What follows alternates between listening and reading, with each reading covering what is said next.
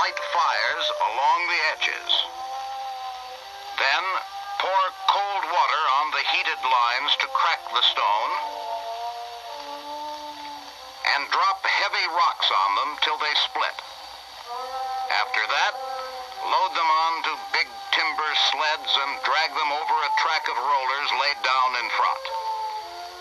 With 1,500 men at work, it would have taken 10 years to get those stones to Stonehenge.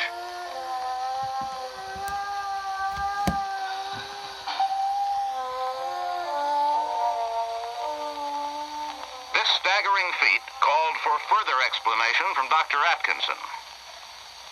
Who built Stonehenge, Professor? Well, as far as we know, it was built by the local barbarian population of this part of the world in the early Bronze Age.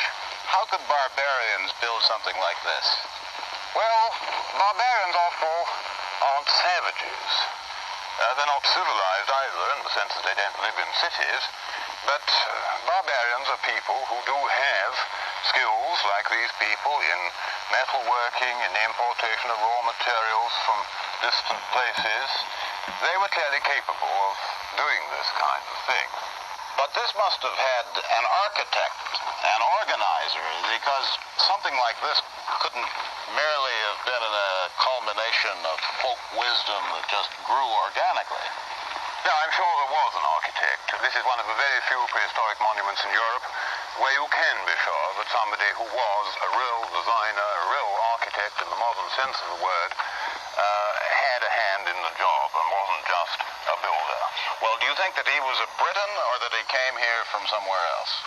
I think it's far more probable that he came from outside, probably from the Mediterranean and perhaps from the Mycenaean world in Greece.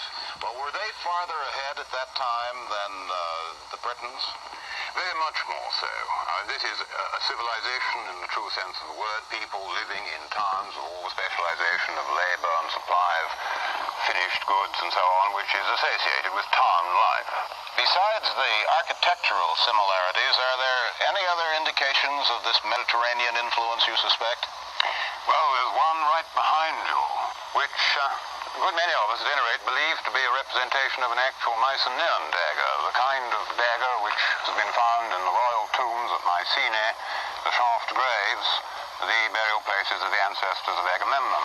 But isn't this Mediterranean influence a fairly recent concept, and that dagger's been there for 4,000 years?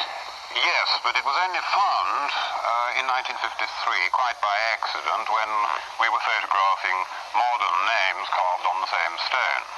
Professor Atkinson, how did they get a stone which might weigh as much as 50 tons upright and sunk into the ground?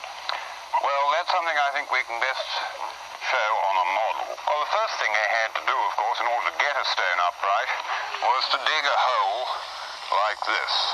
A hole with the back vertical and lined with wooden stakes to protect it, and a sloping ramp on the other side.